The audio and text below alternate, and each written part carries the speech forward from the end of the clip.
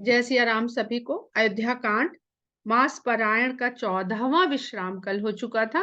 आज हम लोग दोहा संख्या 60 के आगे से रामचरितमानस का पाठ आरंभ कर रहे हैं। सीता जी ये समाचार पाठ करके कौशल्या माता के भवन में पधार चुकी हैं और कौशल्या माता के चरणों में शीश नमित करके बैठी हुई हैं। उनके जो भी भाव थे कल, वो हम लोगों ने कल समझे। मातु समीप कहत सकुचाही, बोले समौ समुझे मन माही। राजकुमारी सिखावन सुनहु, आन भांति जिय जनि कछु गुनहु। कौशल्या माता ने राम से सीता के मन की बात कही। सीता जी ने स्वयं कुछ नहीं कहा था। कौशल्या माता ने सीता जी के मन की बात को समझा, उनके वहां आने के उद्देश्य को समझा, और कौशल्या माता ने राम से कहा। उन्होंने अपनी तरफ से कोई वक्तव्य नहीं दिया, कोई आदेश नहीं दिया, कोई इच्छा नहीं जाहिर की। उन्होंने राम से कहा तो राम मातु समीप कहत सकुचाही। पति पत्नी जिस भाव से आपस में वार्तालाप करते हैं, उस भाव से वो किसी के सामने वार्तालाप नहीं कर सकते। एक संकोच का भाव वहां पर बना रहता है। वाल्मीकि रामायण में राम और सीता के इस संवाद को वाल्मीकि जी ने उनके अंतःपुर में लिखा है। राम अंतःपुर जाते हैं सीता को ये सूचना देने, और वहां पर उनका संवाद हुआ है। परंतु तुलसीदास जी शायद जो अपनी सामाजिक अवस्था, जिस सामाजिक परिवेश में तुलसीदास जी रह रहे हैं, वहां पर वो शायद परिवारों के बीच दंपत्य दाम्पत्य की महत्ता को, उनके सदाचार को, उनके अनुशासन को, ये सब भी हमें सिखाना बतलाना चाहते हैं। इस कारण तुलसीदास जी ने इस प्रसंग को कौशल्या के भवन में लिखा है। और कौशल्या माता के सामने राम अपनी पत्नी से किस प्रकार वार्तालाप करें, तो ये उनको एक संकोच होता है। मातु समीप कहत सकुचाही। फिर भी समय की आवश्यकता है। उनकी वन जाने का समय आरंभ हो चुका है। जितनी शीघ्रता से उनको वहां अयोध्या को त्याग देना है, छोड़ देना है, उतनी ही शीघ्रता उनको हर कार्य के निर्णय के लिए लेनी है। अतः समय की समय के औचित्य को समझते हुए वो सीता से बात कर रहे हैं माता के सामने। राजकुमारी सिखावन सुनहु, कहते हे राजकुमारी। राजकुमारी कह के आप एक एक सीता जी के संबोधनों पर बहुत ध्यान दीजिएगा। राम के लिए वो राजकुमारी हैं, और जिस संदर्भ में वो बात कर रहे हैं वो एक राजकुमारी से कही जाने वाली बात है। और राजकुमारी अपने आप को जब राम के सामने अपनी इच्छा जाहिर करती है, तो अवनी कुमारी कह के अपने आप को प्रस्तुत करती है। तो राजकुमारी और अवनी कुमारी की जो बीच की जो सहन शक्ति है, उसको हम सबको समझने की आवश्यकता है। प्लीज आप लोग म्यूट कर लीजिए, प्लीज। मैं शांत हो जाती हूँ, आप लोग देख के अपने आप को म्यूट कर लीजिए, जो लोग भी अनम्यूट।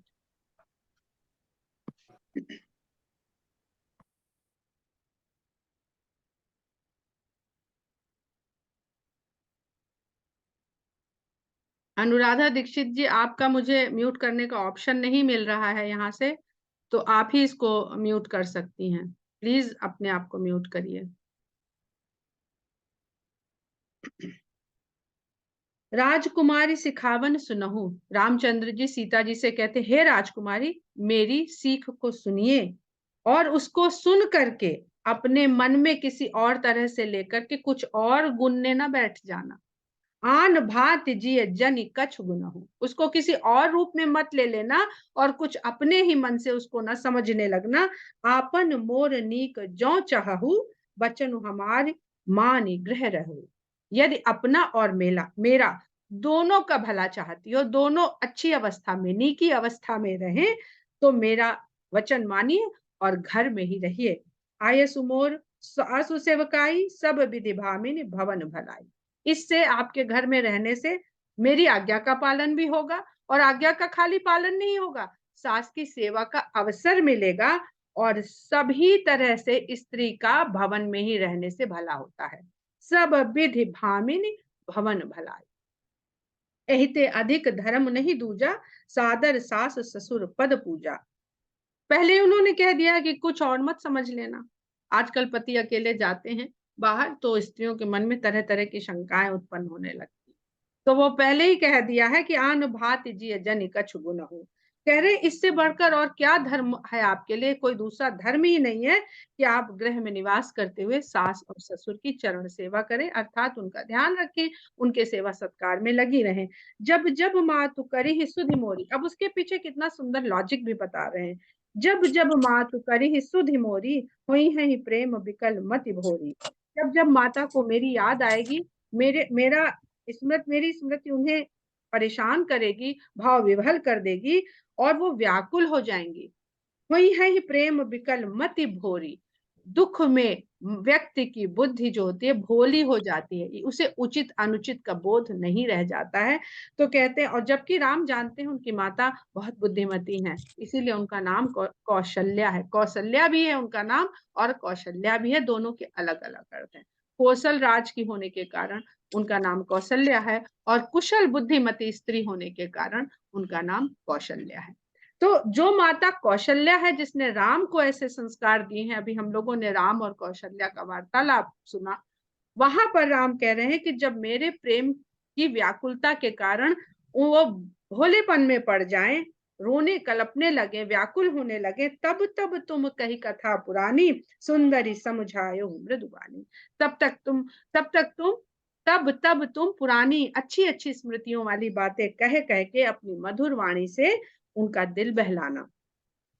कहूँ सुभाए शपथ सत मोही, सुमुखी मातु हित राखो तो ही। कहते हैं मैं शपथ लेकर कहता हूं कि मैं इसलिए ये सिर्फ कह रहा हूं, माता के हित के कारण तुम्हें भवन में रहने को कह रहा हूं, और इसके पीछे कोई दूसरा मेरा भाव नहीं है।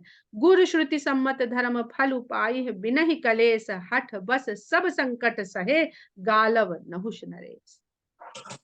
रामचरितमानस में हम लोग जगह जगह पर देखते हैं कि जब किसी को अपनी बात को प्रमाणित करना होता है तो वह उदाहरण लेता है। बहुत डिस्टरबेंस है, पता नहीं किसका खुला हुआ है।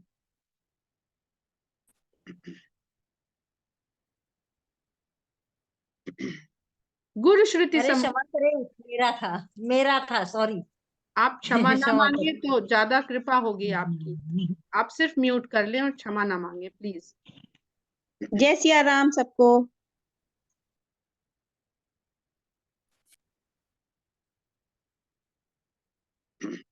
पूरा वो ब्रेक हो जाता है। हमें बड़ा दुख होता है इस बात का। आप लोग समय से पहले प्लीज जुड़ जाया करिए। मेरे लिए संभव नहीं होता, हम बिल्कुल भी ज्ञानी नहीं है। बहुत मुश्किल से इस भाव तक पहुंच पाते हैं, और वहां तक पहुंचने में अभी शायद मुझे भी बहुत प्रयास की जरूरत है कि जब मेरा ध्यान भंग ना हो छोटी मोटी बातों से, छोटे मोटे डिस्टर्बेंस से। गुरु श्रुति सम्मत धर्म फल पाई बिनहि कलेश, हठ बस सब संकट सहे, गालव नहुष नरेश। तो हम ये कह रहे थे कि जब भी किसी को अपनी बात की, अपने वचन की प्रामाणिकता सिद्ध करनी हुई है तो रामचरितमानस में उसने अनेक प्रकार के उदाहरण लिए। ये मनोविज्ञान है।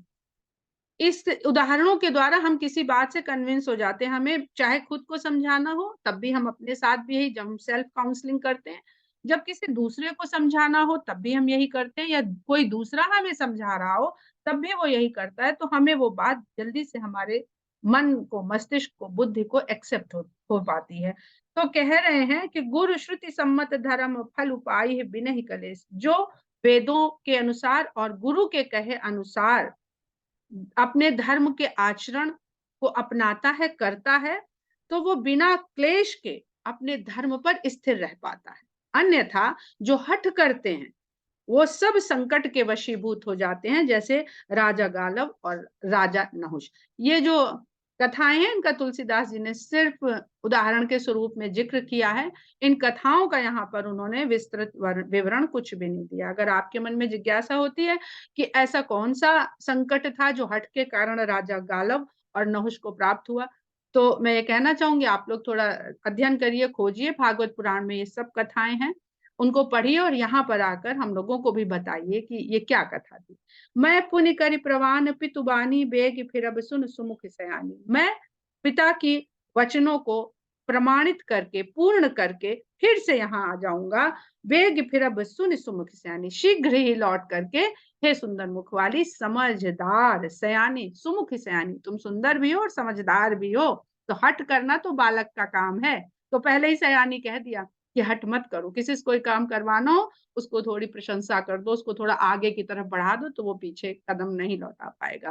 तो कहते हैं कि हे सुमुख सयानी, मैं जल्दी ही वापस आ जाऊंगा, दिवस जात नहीं लागहि बारा, ये दिन जाते बिल्कुल भी समय नहीं लगेगा, सुंदर सिखवन सुनहु हमारा, ये मेरी सुंदर सीख तुम सुन लो और मान लो।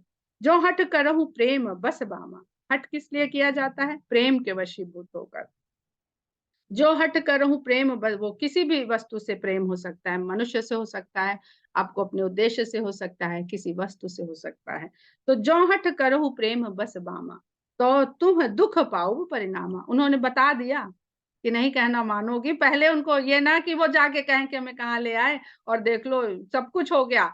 जो जीवन का मैक्सिमम संकट हो सकता है किसी स्त्री का, वो तक सीता को वहां पर भोगना पड़ गया। तो रामचंद्र जी पहले ही आगाह कर दे रहे हैं कि जो हठ करो प्रेम बस बामा, तो तुम दुख पाओ परिणामा, तो परिणाम में तुम दुख पाओगी। कानन कठिन भयंकर भारी, घोर घाम हिम बारी बयारी, जंगल का जीवन बहुत कठिन और बहुत भयंकर है, बहुत ही घोर घाम, तेज धूप होती है, हिम की वर्षा होती है और शीत लहर चलती है। कुछ कंटक मग काकर नाना, चलब पया देह बिनु पद त्राना, मार्ग में कुछ कांटे कंकड़ विभिन्न प्रकार के फैले रहते हैं और उन पर भी बिना जूते चप्पल के चलना पड़ता है, पैदल नंगे पैर चलना पड़ता है। चरण कमल मृदु मंजु तुम्हारे, मार्ग अगम भूमि धर भारे, तुम्हारे चरण कमल बहुत कोमल और सुंदर हैं और मार्ग में न पार कर सकने वाले बड़े बड़े पहाड़। वो बात किससे कह रहे हैं? जो स्वयं पृथ्वी से जन्मी सीता है। उसको पता नहीं है कि इस धरती में क्या है, वो तो स्वयं प्रकृति स्वरूपा है, प्रकृति ही है, धरती की पुत्री है। धरती अपनी माँ को कौन नहीं जानता है कि माँ का स्वभाव कैसा है, माँ का अंग प्रत्यंग, माँ की खुशबू कैसी है। बच्चा माँ के गोद में आते ही चुप हो जाता है सिर्फ उसकी सुगंध से। उसको राम बता रहे हैं। कंदर खोह नदी नद नारे, अगम अगाध न जाई निहारे, बड़े बड़े कंदराएं खोहे नदी नाले, बड़े भयंकर भयंकर, जिनका आर पार भी नहीं देखा जा सकता और जिनको पार करना भी बड़ा कठिन है। भालू बाघ वृक के हरि नागा, करही नाद सुन धीरज भागा। भालू बाघ भेड़िए शेर चीते हाथी ऐसी ऐसी दहाड़ करते हैं कि धीरज वालों का भी धीरज भाग जाता है। भूमि शयन बल कल बसन, असन कंद फल मूल, ते कि सदा सब दिन मिलही, सबुई समय अनुकूल। भूमि पे सोना, वलकल वस्त्र को धारण करना और कंद मूल फलों का भोजन, वो भी सब दिन मिलेगा कि नहीं, ये भी समय ही बताएगा कि किस दिन कहाँ सोने को मिलेगा, किस दिन कहाँ खाने को क्या मिलेगा, मिलेगा भी कि नहीं, इसकी भी कोई गारंटी नहीं। नर आहार रजनीचर चरही, कपट वेश विधि कोटिक करही, और मनुष्य भक्षी रजनीचर निशाचर राक्षस वहां फिरते रहते हैं और बड़े कपटी कपटी वेश बना करके करोड़ों उपाय करते हैं कि किस प्रकार नर और नारी का भक्षण करने। रावण का हिंट दे दिया उन्होंने कि वहां किसी को देख करके विश्वास करने लायक नहीं है कि कौन भला है और कौन बुरा, कौन कपटी है और कौन साधु।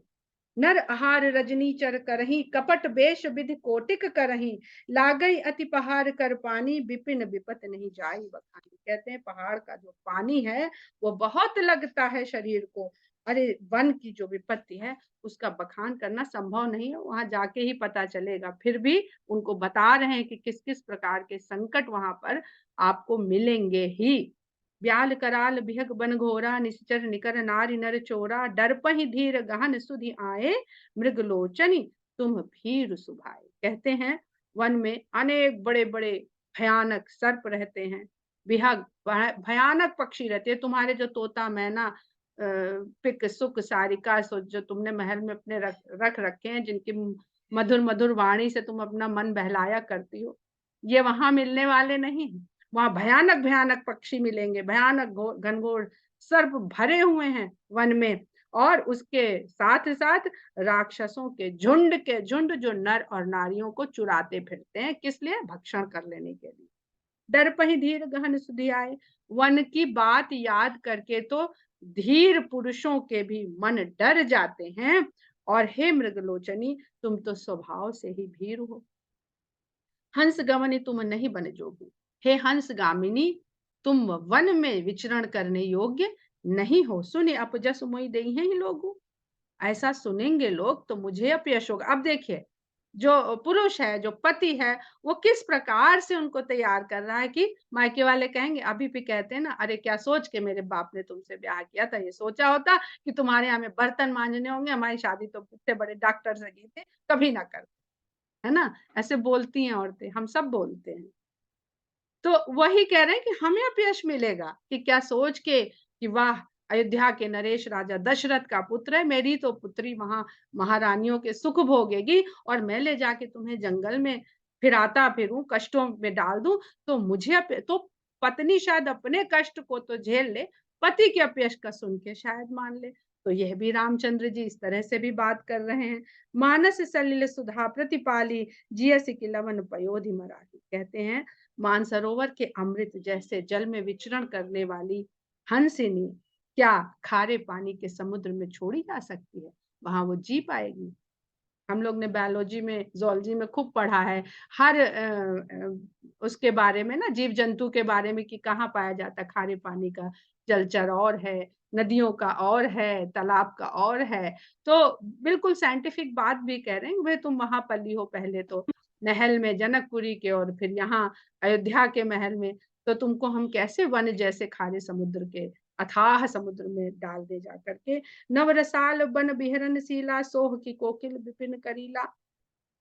नए नए जहाँ पे रोज आम बौर लगते हो, इतनी सुंदर आम की वाटिका हो, बाग हो, उसमें विहार करने वाली कोयल को कहीं जंगल में छोड़ा जाता है? क्यों? क्योंकि उसको इतने वहां पे शिकारी पक्षी होते हैं, कब उसको दबोचेंगे और उसको अपना ग्रास बना लेंगे।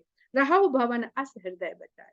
ऐसा विचार करो और भवन में ही रहो। चंद बदन दुख कानन भारी। हे चंद्रमा के समान मुख वाली, वन में बहुत भारी भारी दुख हैं। सहज सुहृद गुरु स्वामी जो न करे सिरमान। और साथ साथ उपदेश भी दे देते हैं, पति की तरह भी समझा रहे हैं और उपदेश भी दे देते हैं कि सहज सुहृद गुरु स्वामी सिख, जो न करे सिरमान, सो पछताई अघाई उर, अवस होई हितहान। अपने स्वामी का और गुरु का जो भी वचन मान करके उनकी शिक्षा को शिरोधार्य नहीं करते हैं, वो अवश्य ही अंत में नुकसान उठाते हैं और पश्चाताप करते हैं। सारे संदर्भ रामचंद्र जी उनको भविष्य की पूरी तस्वीर दिखा दी है। सुनि मृदु बचन मनोहर पिय के, लोचन ललित जल भरे जल सिए। अपने प्रिय के ऐसे मृदु वचनों में कहे हुए विछोह करवाने वाले शब्द सुन करके सीता जी के नैनों में जल भर आता है। शीतल सीख दाहक भई कैसे। सीख सुनने में तो बहुत शीतल लग रही है, पर सीता जी के हृदय के लिए वो अग्नि के समान हो गई है। शीतल सिख दाहक भई कैसे, चकई सरद चंद निस जैसे। जैसे चकवी को चंद्रमा का उदय होना कष्ट देने वाला हो जाता है। उतर न आओ, ये दो प्रकार के जीवों का बार बार वर्णन किया जाता है, जो हम लोग कभी चकोर का और कभी चकवे का विवरण सुनते हैं। एक सूर्य के उदय होने से दुखी होता है, एक चंद्रमा के उदय होने से दुखी होता है। ये सब आध्यात्मिक पक्ष हैं, और जीव जिस भी प्रकार का हो उस प्रकार से वह दुख और सुख को प्राप्त करता है प्रकृति के द्वारा। कोई सूर्य के उदय से सुखी होता है, कोई सूर्य के उदय से दुखी होता है। तो जीव किस अवस्था में है, उसके ऊपर ही प्रकृति निर्भर करती है कि वो उसको दुख देगी कि सुख देगी। तो जीव को अपनी अवस्था बदलनी चाहिए, ना कि प्रकृति की अवस्था। हम प्रकृति की अवस्था बदल ही नहीं सकते हैं। शीत ऋतु आती है तो हम जैकेट पहन लेते हैं, हमारे पास कोई ऐसा साधन नहीं है कि हम कह दें जाड़े से तुम रुक जाओ, तुम नहीं आओ। तो जीव को अपनी अवस्था ही बदल सकता है और वही बदलनी चाहिए। उतर न आओ बिकल बैदेही, तजन चहत सुच स्वामी सने। अब सीता जी से कोई उत्तर नहीं देते बनना, वो व्याकुल हो गई और उन्होंने ये समझ लिया कि तजन चहत सुच स्वामी स्वामी सने, स्नेह और मेरे पवित्र प्रेम जिनसे मैं करती हूँ वो स्वामी मुझे त्याग देना चाहते हैं। बरबस रो की बिलोचन भारी, धर धीरज उर अवनि कुमारी। राजकुमारी से अवनि कुमारी पर सीता जी आ गए। रामचंद्र जी ने उन्हें राजकुमारी कह के संबोधित किया और तुलसीदास जी ने यहाँ पर उनकी सहनशीलता वाले रूप को बताना चाह रहे हैं और सीधे लिखते हैं, बरबस रोक बिलोचन भारी धरि धीरज उर अवनि। उन्होंने अपने नेत्रों में भर आने वाले जल को प्रयास करके बरबस ही रोका और धीरज धर के धरती पुत्री कहती हैं। यहाँ पर जो भी सीता और राम का आप संवाद सुन रहे हैं, जो पुराने लोग हैं वो सभी जानते हैं। इसको आप ब्रह्म और प्रकृति के रूप में भी देखते और समझते चलें तो सब कुछ समझना बहुत आसान होगा कि प्रकृति किस प्रकार ब्रह्म का प्राकट्य रूप तो है, परंतु वो ब्रह्म के बिना किस प्रकार अपूर्ण, क्या निरर्थक है। प्रकृति उपजती है ब्रह्म से, ब्रह्म नहीं उपजता है प्रकृति से, तो प्रकृति ही ब्रह्म की ओर भागेगी और प्रकृति ही साधन माध्यम बनेगी जीव का। अभी ये वनवास की जो यात्रा है ये ब्रह्म माया और जीव की जीवन यात्रा है। तो इसलिए हमने हिंट कर दिया कि आप लोग स्वयं में भी इसको मात्र स्त्री पुरुष और स्वामी दासी के संबंध के रूप में न देखें, इसको प्रकृति के और ब्रह्म के रूप में भी देखें। ये आपका पर्सनल, आप इसमें अपना एनालिसिस भी करते चलें, समाज का भी करते चलें, धरा का भी करते चलें और धरा से परे अध्यात्म का भी करते चलें। लागी सास उपग कह कर जोरी, अब वो जवाब देने जा रही हैं तो सास के चरण छू करके हाथ जोड़ करके वो आरंभ करती हैं, क्षमा विदेवी बड़ी अभिनय मोरी, और क्षमा मांगती है अपनी सास से कि हे देवी मेरी अभिनय को क्षमा करिए, मेरी धृष्टता को क्षमा करिए, मैं आपके सामने अपने पति को उत्तर देने जा रही हूँ। दीन प्राण पति मोहि सिख सोई, जय विधि मोर परम हित होई। मेरे प्राण पति ने मुझे वही शिक्षा दी है जिससे मेरा परम हित होने वाला है। मैं पुनि समुझ दीखि मन माही, प्रिय वियोग सम दुख जगना। और मैंने उनकी शिक्षा को अपने हृदय में सुनने के पश्चात अपने हृदय में तोल के देखा है, समझ के देखा है कि प्रिय के वियोग के समान दूसरा दुख इस संसार में नहीं है। प्राणनाथ करुणायतन सुंदर सुखद सुजान, तुम बिनु रघुकुल कुमुद बिदु, सुरपुर नरक समान। कहती हैं कि प्राणनाथ करुणायतन, करुणा के धाम, सुंदर सुखद सुजान, सभी को सुख देने वाले और सुंदर रघुकुल वंशी राम, आपके बिना विधु सुरपुर नरक समान, आपके बिना स्वर्ग भी मेरे लिए, सुरपुर जहां देवता निवास करते हैं वो नरक के समान है। बहुत अच्छा संदर्भ पढ़ा कि जो सुर, हम लोग हमेशा बात करते हैं कि सुर या देव जिनको कहा जाता है वो सब हमारी इंद्रियां हैं। तो इस संसार में इंद्रियां अगर हमारे लिए साधन है, बाधक भी वही है और साधक भी वही है। जिस व्यक्ति की इंद्रियां अपने वश में है, अपने नियंत्रण में है, तो वह उसके सुख का, सच्चे सुख का, परम सुख का साधन बनती हैं, और जो अपने इंद्रियों के वश में है वो उसके लिए उसके मार्ग का बाधक बनती है। दशरथ, जो दशरथ हैं, जो अपनी सभी इंद्रियों को नियंत्रण में रखे हुए हैं, एक स्त्री के प्रेम और काम वासना के वशीभूत हो करके उनका सारा अभी तक का जो परम ब्रह्म को भी ले आए पुत्र रूप में, वो उनके हाथ से निकला जा रहा है, छूटा जा रहा है। मातु पिता भगनी प्रिय भाई, प्रिय परिवार सुहृद समुदायी, सास ससुर गुर सजन सहाई, सुत सुंदर सुशील सुखदाई। कहते हैं माता पिता बहन प्यारा भाई, अपने प्रिय लोग, अपना प्रिय परिवार, सुहृद समुदाय जो सब भी हमारे आसपास हमारे लोग रहते हैं, सास ससुर गुरु सज्जन, जो भी हमारे मित्र परिवार प्रियजन हैं, सुत सुंदर सुशील सुखदाई, और सुंदर पुत्र जो सभी प्रकार से सुशील भी है और सुख देने वाला भी है। जहाँ लगी नाथ नेह अरुणाते, पिय बिनु तियहि तरनिहु ते ताते। जहां तक भी संसार में नेह के नाते रिश्ते दिखते हैं, वह स्त्री के लिए पति के बिना सभी तेज सूर्य के ताप की भांति तपाने वाले।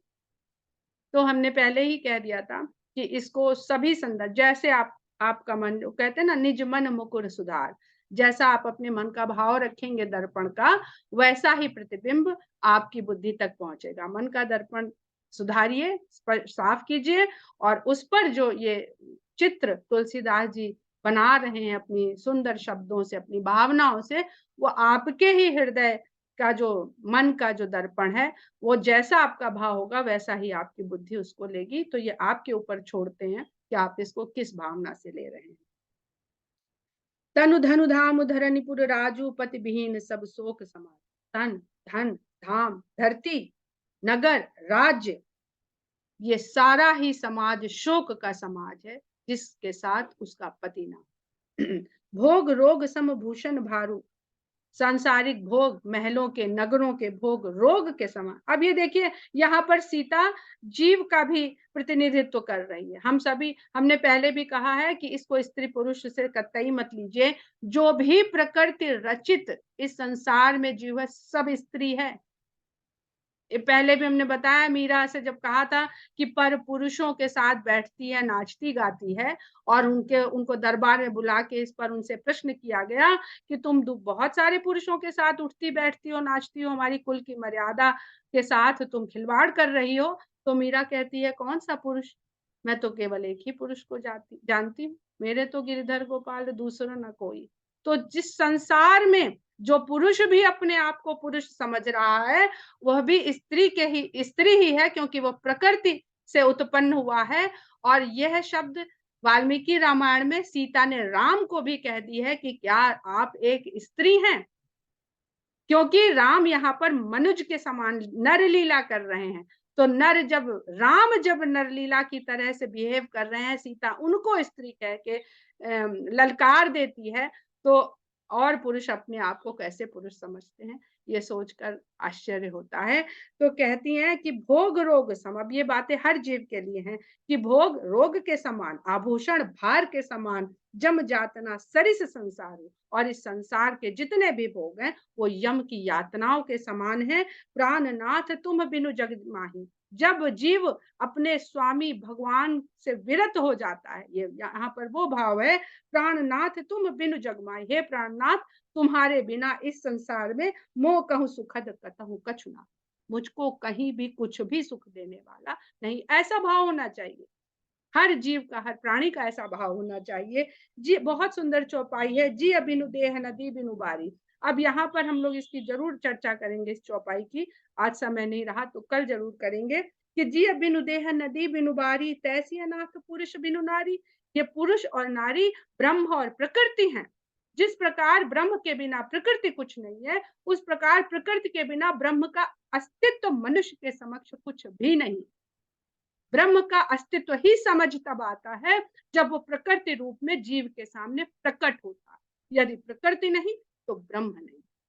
यहाँ पर जो भी उदाहरण तुलसीदास जी ले रहे हैं, उन सबको आप अगर समझेंगे तो उन्होंने, सीता जी ने तो कह दिया कि जी बिनु देह, प्राण के बिना देह, नदी बिनु बारी, बिना जल के नदी जिस प्रकार है, हे नाथ ऐसे ही पुरुष के बिना नारी है। तो अब यहाँ पर उस संदर्भ में भी देख लीजिए कि उस नदी को क्या आप नदी कहेंगे जिसमें जल ना हो, या उस जल को क्या नदी कहेंगे? वो निराकार है, जल स्वयं में निराकार है, ब्रह्म की भांति। समुद्र में पड़ गया समुद्र, नदी में पड़ गया नदी, कुएं में पड़ गया कुआं, गिलास में आ गया गिलास, बोतल में आ गया बोतल, शरीर में चला गया तो रक्त बन गया, मूत्र बन गया, बहुत कुछ बन गया। तो कैसे कितनी सरलता से तुलसीदास जी ब्रह्म और प्रकृति का भाव प्रकट कर देते हैं। नाथ सकल सुख साथ तुम्हारे, सरद विमल विधु बदन निहारे। कहते हैं मेरे लिए सारे सुख ही सिर्फ आपका साथ होने से है, शरद ऋतु के चंद्रमा के समान आपके मुख को देखने भर से है। जो सीता जी रामचंद्र जी की बातों से चकवी के समान व्याकुल हो रही थी, वो ये कह रही है कि यदि आप साथ रहेंगे तो वही आपका शरद ऋतु के समान चंद्रमुख मेरे लिए सब सुख का साधन बनेगा। खग मृग परिजन नगर बनु बलकल बिमल दुकूल, नाथ साथ सुर सदन सम परन साल सुख मूल। कहती हैं कि है नाथ, जो पक्षी आपने शेर, चीता, भेड़िया, लकड़बग्घा, सांप, शिकारी पक्षी, इन सब की बात तो कर दी, लेकिन वहां पे खग मृग भी तो होंगे, वही मेरे लिए परिवार के समान होंगे। और जो वल्कल वस्त्र मुझे पहनने पड़ेंगे वही विमल दुकूल, वही मेरे लिए बहुत निर्मल वस्त्र होंगे। और आपका साथ ही मेरे लिए पर्णकुटी में देवताओं के सदन के भांति होगा। हम लोग यहीं पर आज का प्रसंग विराम कर देते हैं, क्योंकि समय भी पूरा हो चुका है। जय सिया राम।